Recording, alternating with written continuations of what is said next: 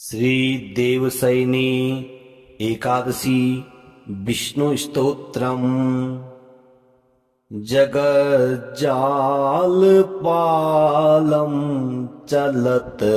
कंठमालं शरच्चन्द्रभालं महादैत्यकालं नभो नीलकायं दुरावारमायं सुपदमासहायं भजेऽहं सदाम्भोधिवासं गलत्पुष्पहासं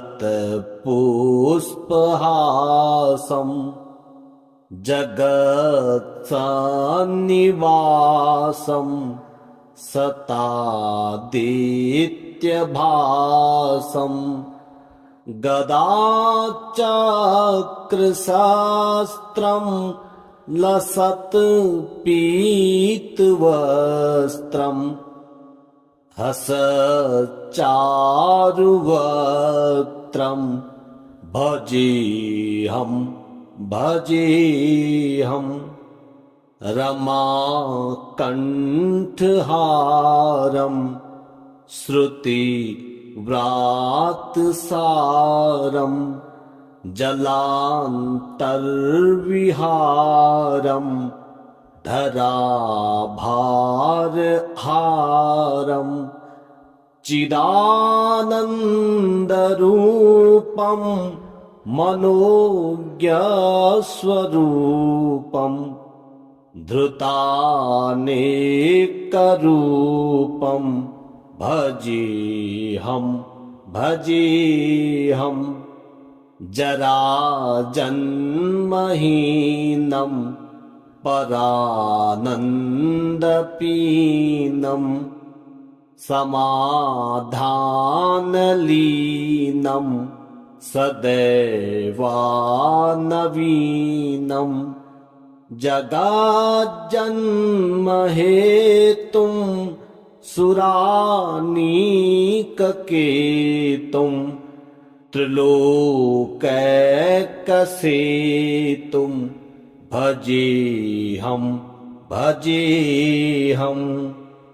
कृताम्नायगानं खगाधीशयानं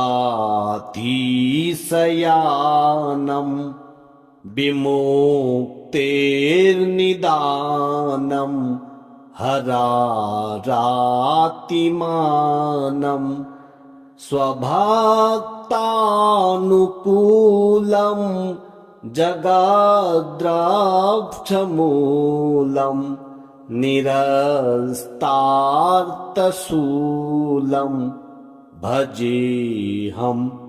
भजेऽहं समस्तामरेशं द्विरेफाभकेशं जगद्बिम्बलेशं हृदाकाशदेशं सदा दिव्यदेहं विमुक्ताखिलेऽहं सुवैकुण्ठगेऽहं भजेऽहं सुरालेबलिष्ठं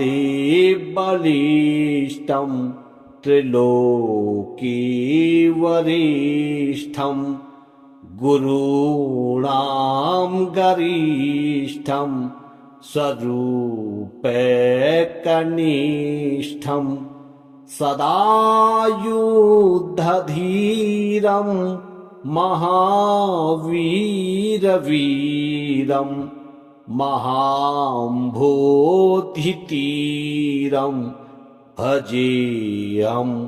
भजेऽहं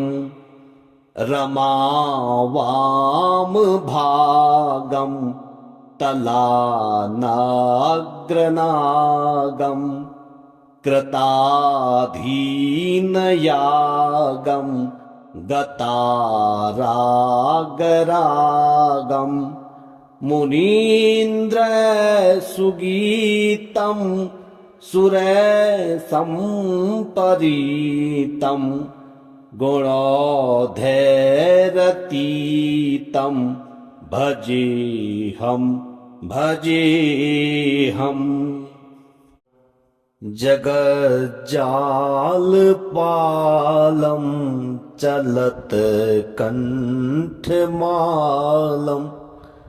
शरच्चन्द्रभालं महादैत्यकालं नभोनीलकायं दुरावारमायं सुपद्मासहायं भजेऽहं भजेऽहम्। सदाम्भोधिवासं गलत्पुष्पहासं जगत्सन्निवासं सतादित्यभासं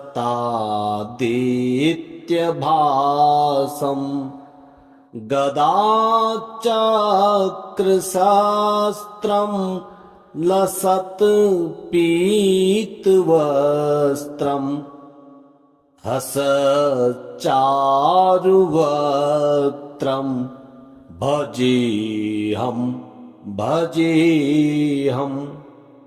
रमाकण्ठहारं श्रुतिव्रातसारं जलान्तर्विहारं धराभारहारं चिदानन्दरूपं मनोज्ञस्वरूपं धृतानेकरूपं भजेऽहं भजेऽहम्। जराजन्महीनं परानन्दपीनं समाधानलीनं सदैवानवीनं जगज्जन्महेतुं सुरानीककेतुं त्रिलोकैकसेतुं भजेऽहं भजेऽहम्। कृताम्नायगानं खगाधीशयानं विमुक्तेर्निदानं हरारातिमानं स्वभक्तानुकूलं जगद्रक्षमूलं निरस्तार्थशूलं भजेऽहं भजेऽहम्। समस्तामरेशं द्विरेफाभकेशं जगद्बिम्बलेशं हृदाकाशदेशं सदा दिव्यदेहं विमुक्ताखिलेऽहं सुवैकुण्ठगेऽहं भजेऽहं भजेऽहम्। सुरालेबलिष्ठं त्रिलोकीवरिष्ठं गुरूणां गरिष्ठं स्वरूपैकनिष्ठं सदायुद्धधीरं महावीरवीरं महाम्भोधितीरं भजेऽहं भजेऽहम् रमावामभागं तलानाग्रनागं कृताधीनयागं गतारागरागं मुनीन्द्रसुगीतं सुरसम्परीतं गुणोधैरतीतं भजेऽहम्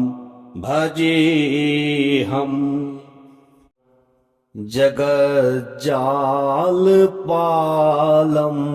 चलत्कण्ठमालं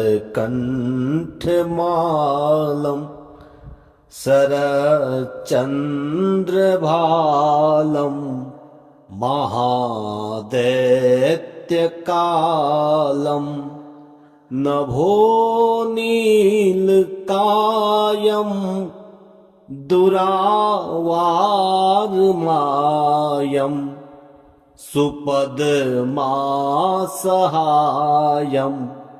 भजेऽहम् सदाम्भोधिवासं गलत्पुष्पहासं जगत्सन्निवासं सतादित्यभासं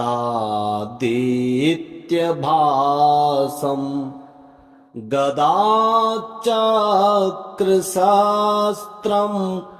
लसत्पीतवस्त्रं हसच्चारुवक्त्रं भजेऽहम् रमाकण्ठहारं श्रुतिव्रातसारं जलान्तर्विहारं धराभारहारं चिदानन्दरूपं मनोज्ञस्वरूपं धृतानेकरूपं भजेऽहम् जराजन्महीनं परानन्दपीनं समाधानलीनं सदैवानवीनं जगाज्जन्महेतुं सुरानीककेतुं त्रिलोकैकसेतुं भजेऽहम् कृताम्नायगानं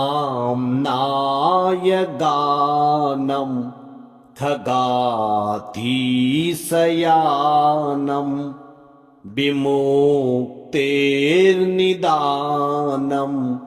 हरारातिमानं स्वभक्तानुकूलं जगद्राक्षमूलं निरस्तार्थशूलं भजेऽहम् समस्तामरेशं द्विरेफाभकेशं जगद्बिम्बलेशं हृदाकाशदेशं सदा दिव्यदेहं विमुक्ताखिलेऽहं सुवैकुण्ठगेऽहं भजेऽहम् सुरालेबलिष्ठं त्रिलोकीवरिष्ठं गुरूणां गरिष्ठं स्वरूपैकनिष्ठं सदायुद्धधीरं महावीरवीरं महाम्भोधितीरं भजेऽहं भजेऽहं रमावामभागं तलानाग्रनागं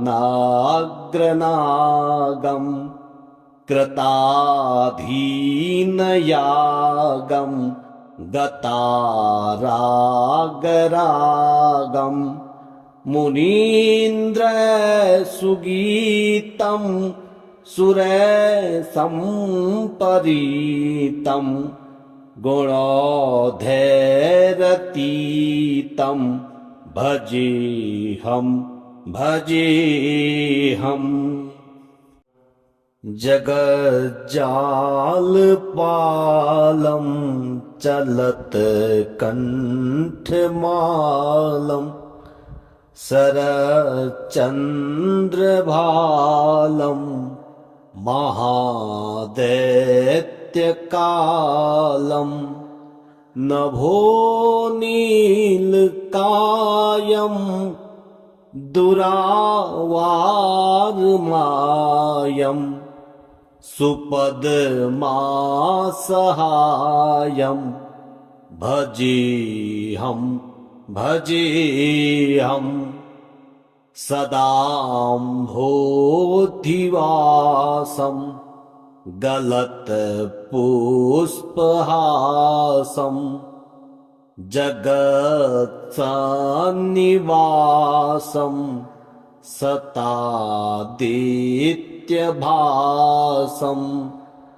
गदाचक्रशास्त्रं लसत्पीतवस्त्रं हसच्चारुवक्त्रं भजेऽहं भजेऽहं रमाकण्ठहारं श्रुतिव्रातसारं जलान्तर्विहारं धराभारहारं चिदानन्दरूपं मनोज्ञस्वरूपं धृतानेकरूपं भजेऽहं भजेऽहं जराजन्महीनं परानन्दपीनं समाधानलीनं सदैवानवीनं जगज्जन्महेतुं सुरानीककेतुं त्रिलोकैकसेतुं भजेऽहं भजेऽहं कृताम्नायगानं खगाधीशयानं विमुक्तेर्निदानं हरारातिमानं स्वभक्तानुकूलं जगद्रक्षमूलं निरस्तार्थशूलं भजेऽहं भजेऽहं समस्तामरेशं द्विरेफाभकेशं जगद्बिम्बलेशं हृदाकाशदेशं सदा दिव्यदेहं विमुक्ताखिलेऽहं सुवैकुण्ठगेऽहं भजेऽहं भजेऽहं सुरालेबलिष्ठं त्रिलोकीवरिष्ठं गुरूणां गरिष्ठं स्वरूपैकनिष्ठं सदा युद्धधीरं महावीरवीरं महाम्भोधितीरं भजेऽहं भजेऽहं रमावामभागं तलानाग्रनागं कृताधीनयागं गतारागरागं मुनीन्द्रसुगीतं सुरसम्परीतं गुणोधैरतीतं भजेऽहं भजेऽहम् जगज्जालपालं चलत्कण्ठमालं शरच्चन्द्रभालं महादैत्यकालं नभोनीलकायं दुरावारमायं सुपदमासहायं भजेऽहं भजेऽहं सदाम्भोधिवासं गलत्पुष्पहासं जगत्सन्निवासं सतादित्यभासं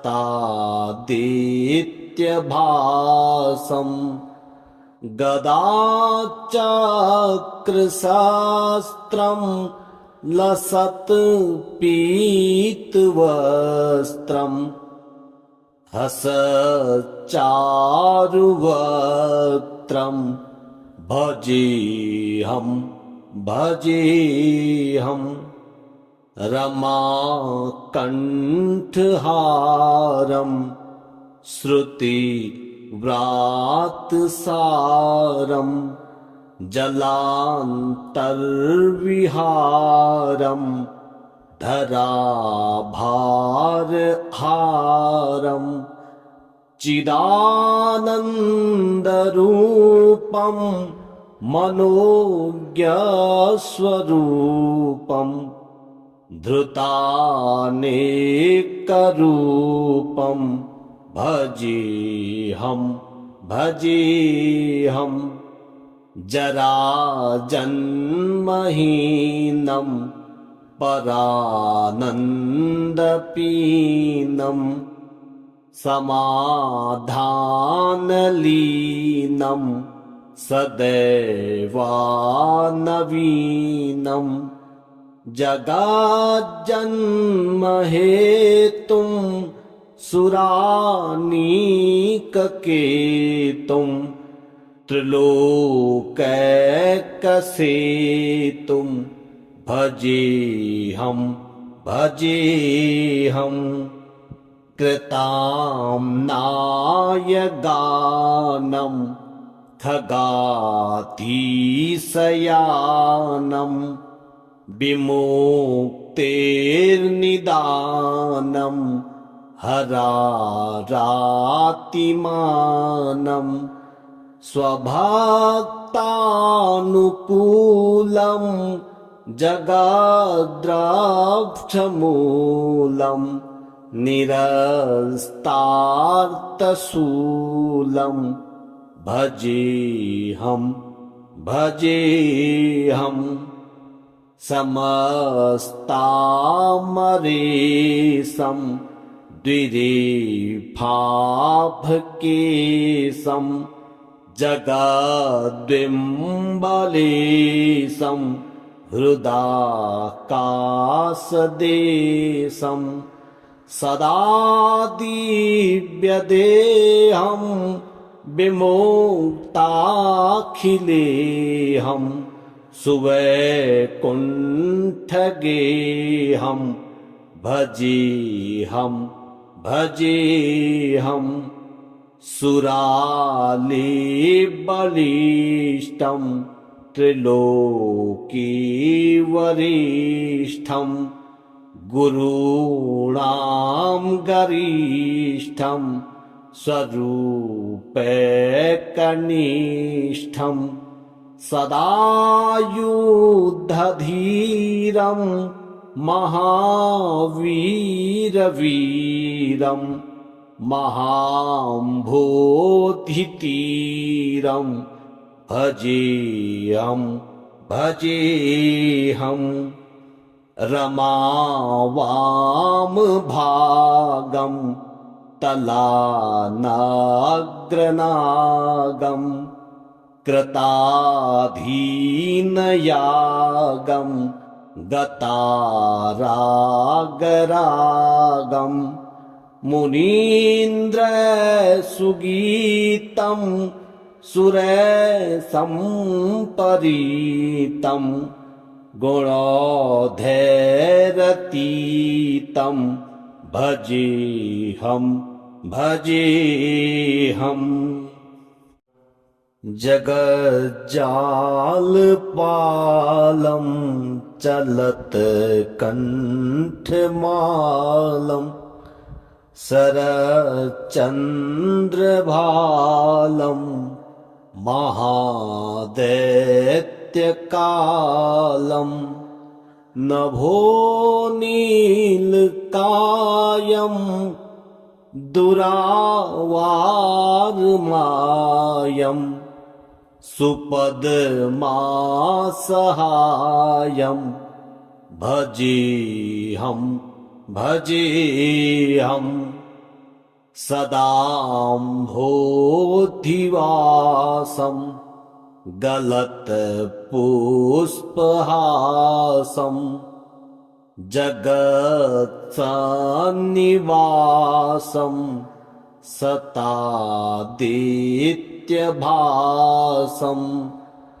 गदाचक्रशास्त्रं लसत्पीतवस्त्रं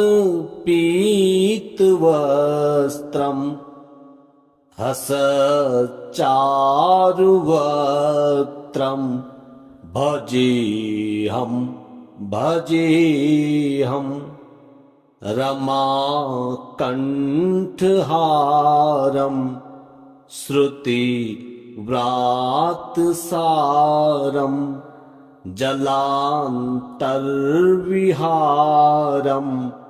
धराभारहारं चिदानन्दरूपं मनोज्ञस्वरूपं धृतानेकरूपं भजेऽहं भजेऽहं जराजन्महीनं परानन्दपीनं समाधानलीनं सदैवानवीनं जगज्जन्महेतुं सुरानीककेतुं त्रिलोकैकसेतुं भजेऽहं भजेऽहं कृताम्नाय गानं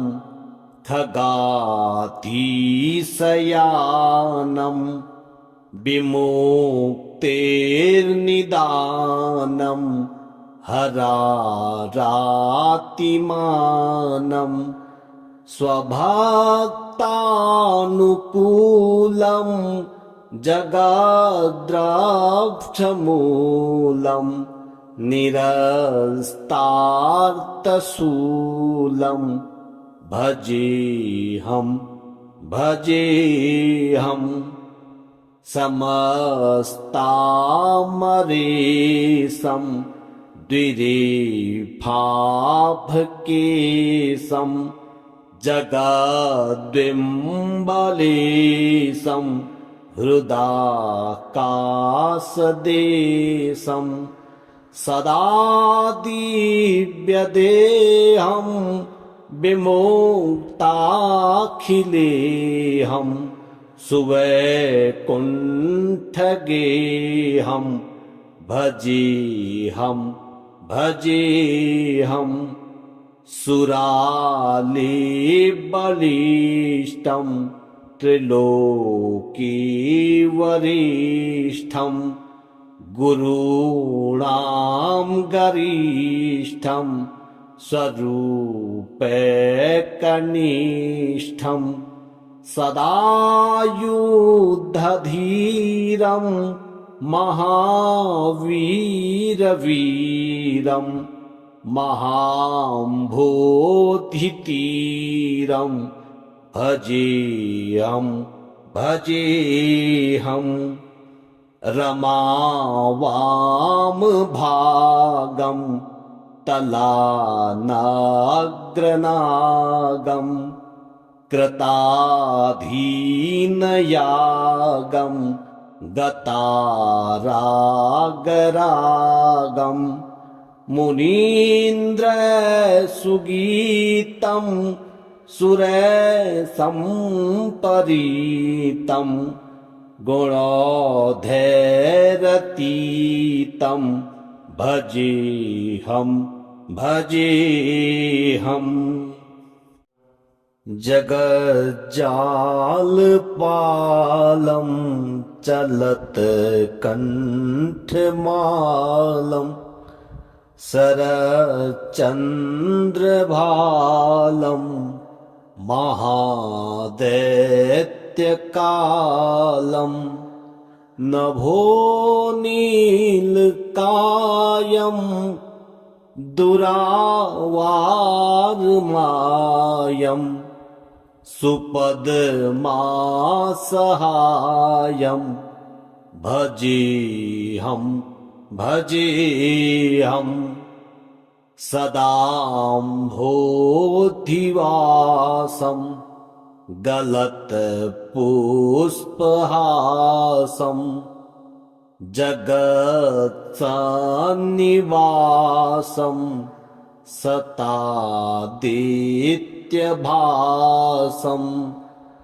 गदाचक्रशास्त्रं लसत्पीतवस्त्रं हसच्चारुवक्त्रं भजेऽहं भजेऽहं रमाकण्ठहारं श्रुतिव्रातसारं जलान्तर्विहारं धराभारहारं चिदानन्दरूपं मनोज्ञस्वरूपं धृतानेकरूपं भजेऽहं भजेऽहं जराजन्महीनं परानन्दपीनं समाधानलीनं सदैवानवीनं जगज्जन्महेतुं सुरानीककेतुं त्रिलोकैकसेतुं भजेऽहं भजेऽहं कृताम्नाय गानं खगाधीशयानं विमुक्तेर्निदानं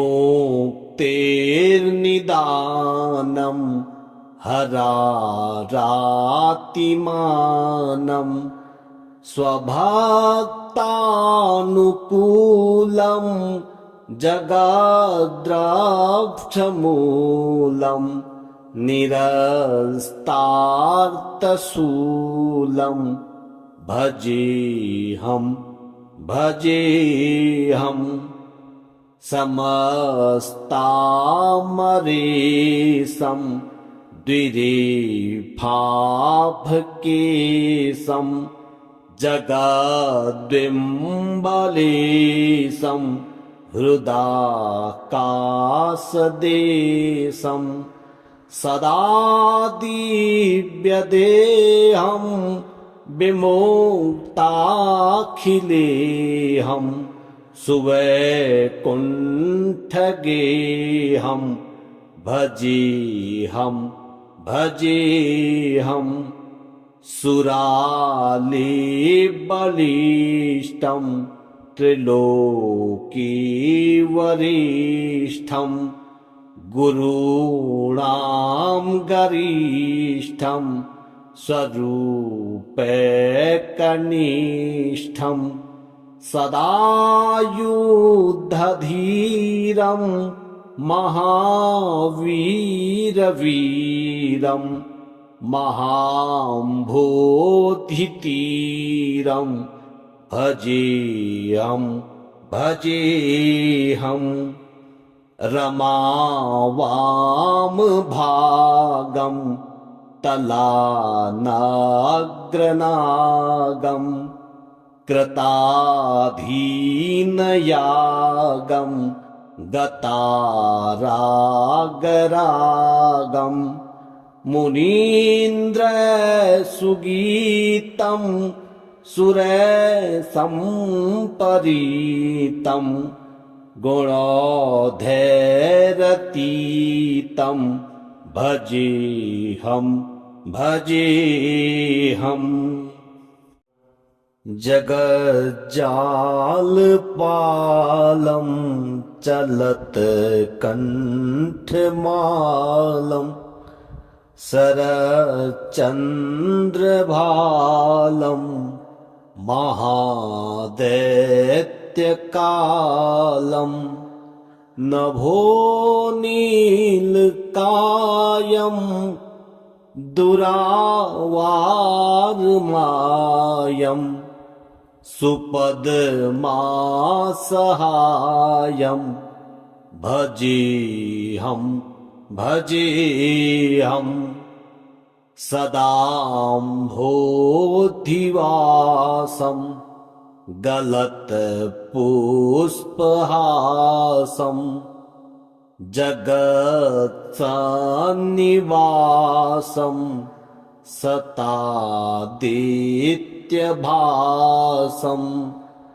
गदाचक्रशास्त्रं लसत्पीतवस्त्रं हसच्चारुवक्त्रं भजेऽहं भजेऽहं रमाकण्ठहारं श्रुतिव्रातसारं जलान्तर्विहारं धराभारहारं चिदानन्दरूपं मनोज्ञस्वरूपं धृतानेकरूपं भजेऽहं भजेऽहं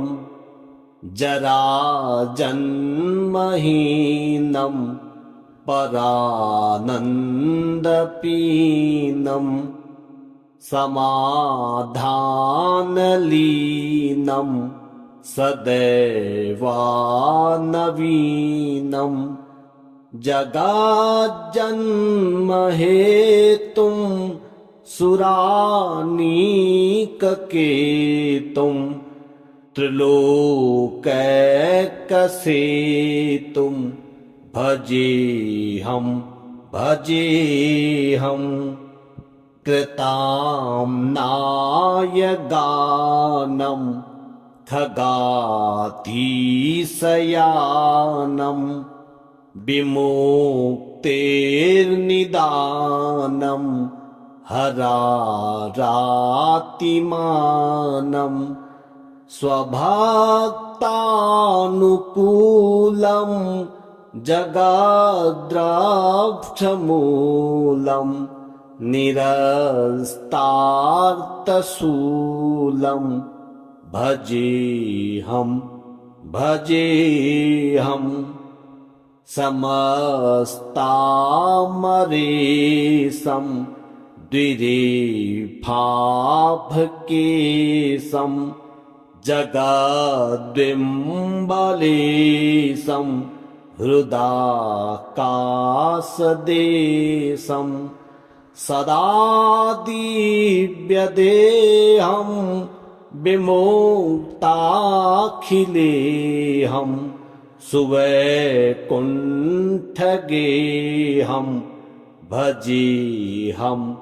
भजेऽहं सुरालेबलिष्ठं त्रिलोकीवरिष्ठं गुरूणां गरिष्ठं स्वरूपैकनिष्ठं सदा युद्धधीरं महावीरवीरं महाम्भोधितीरं भजेऽहं रमावामभागं तलानाग्रनागं कृताधीनयागं गतारागरागं मुनीन्द्रसुगीतं सुरसम्परीतं